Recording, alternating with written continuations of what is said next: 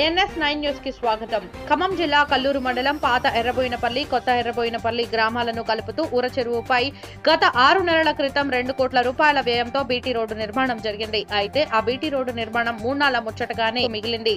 ఊర చెరువు కట్టపై సుమారు 80 మీటర్ల వరకు తారు రోడ్డు కుంగిపోయింది. 2 అడుగుల సుమారు లోతు బద్దలు అయ్యింది. ఈ రోడ్డుపై రాకపోకలు చేయాలంటే భయపడాల్సి వస్తుందని స్థానికులు, రైతులు ఆవేదన వ్యక్తం చేస్తున్నారు.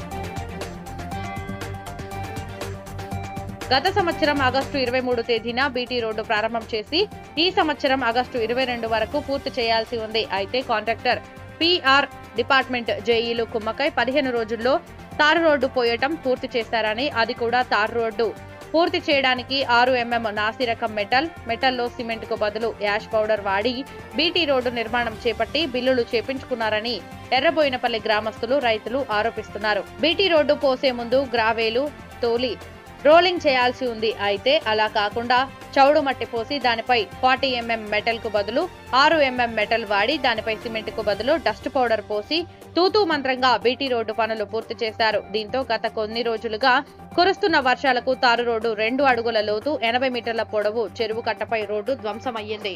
2 గ్రామాలను కలుపుతూ ఆంధ్రాకి వెళ్లే ప్రధాన రహదారి కావడంతో ఆ చెరువు కట్టపై ప్రయాణించాలంటేనే వాహనదారులు భయపడుతున్నారు. నిత్యం రద్దీగా ఉండే ఈ రహదారిపై స్కూలు బస్సులు కూడా రాకపోకలు సాగుతుంటాయని, రాత్రిపూట ప్రాణాలు అరచేతిలో పెట్టుకుని ప్రయాణించాల్సిన పరిస్థితి నెలకొందని, ఎప్పుడు ఎలాంటి ప్రమాదం సంభవిస్తుందో అని గ్రామస్తులు భయపడుతున్నారు. ఇలానే ఇంకా 2-3 రోజులు వర్షాలు కురిస్తే చెరువు కట్టపై పోసిన తారు రోడ్డు పూర్తిగా ధ్వంసమయ్యి తెగే పరిస్థితి ఉందని, చెరువు కింద 1000 ఎకరాల ఆయకట్టు ఉందని, అంతా నీటిపాలు అవుతుందని, ఈ రోడ్డుపై ప్రయాణం కూడా చేయలేని పరిస్థితి ఉంటుందని రైతులు అంటున్నారు.